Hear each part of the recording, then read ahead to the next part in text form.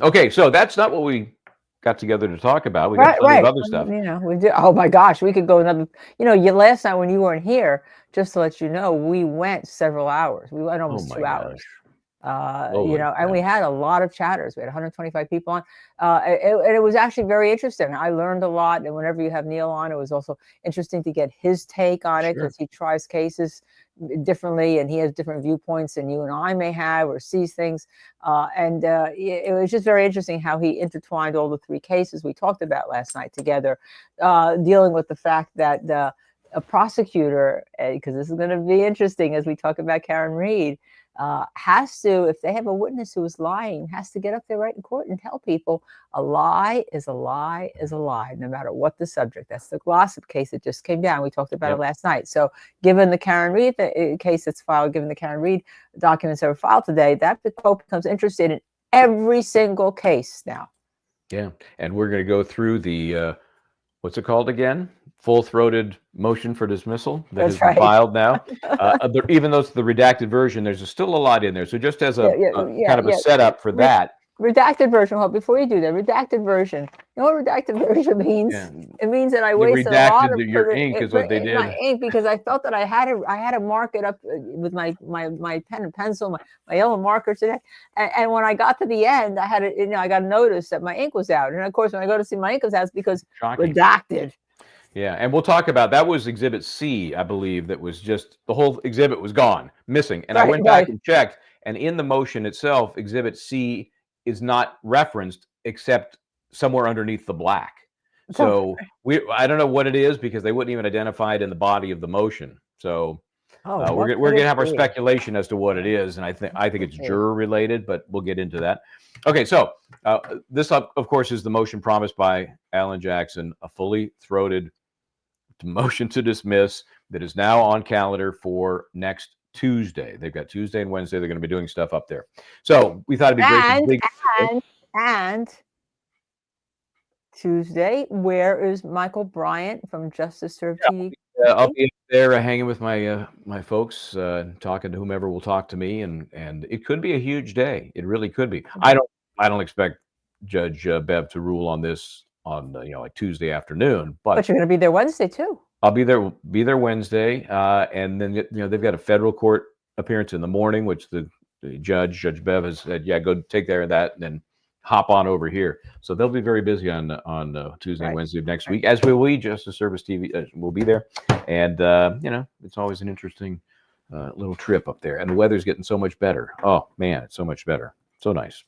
So the paperwork that was filed that we went through, I looked at it, and I think it was 147 pages, but the vast majority are the exhibits, which are trial transcripts, black pages of nothing, and a couple of notices here and there. We're going to go through those as they make sense as we're reading through the points being made. Some of the points we've heard over and over and over, and they are things like the videos, that kept popping up after having been told by the Commonwealth they don't exist, right?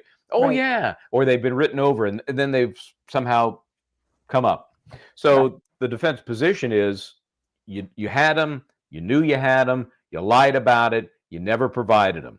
That doesn't even address the technical issues within the videos themselves. Inverted, blurry, ghosty figures in places where they probably shouldn't be or may have been if they were fooling around with that right side tail light. What is that you have in your hand for those of us who are tuning in for the first time? Yes, here's I'm a giant, and this is the actual car. No, this is a scale model of the very famous and expensive SUV. It's the Lexus 570.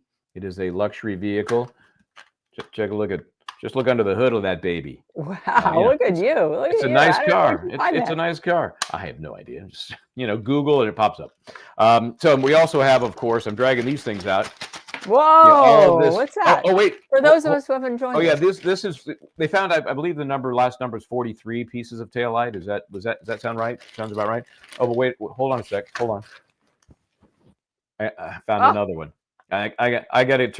When I was at 34 Fairview last time I was up there, I found this on the front lawn. So you better be careful. You better be careful. They may come and rush you. Some spoliation of evidence. Yeah. So let me put that in the bag.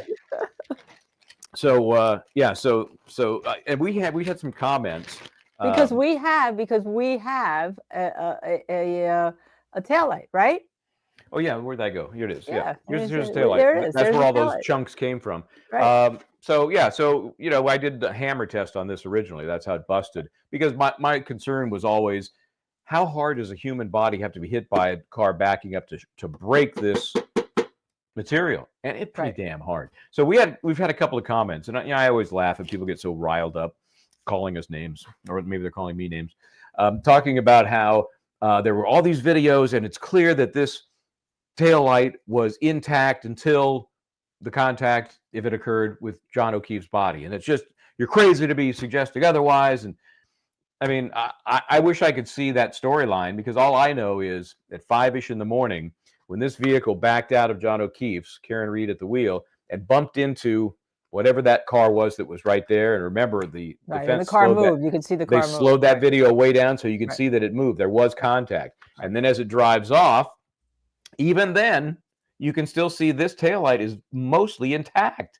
Right. Okay? It's not in 43 freaking pieces. Hey, Michael, look at this. Brooklyn says you're violating Brady by not releasing your evidence. That's right. Well, obviously, it doesn't mean anything. You can do it all the time. There's no repercussions.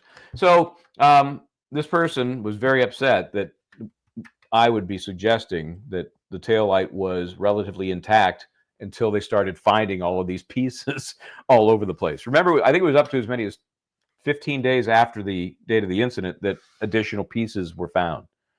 They just kept popping up. So I think that's a little suspicious, just me.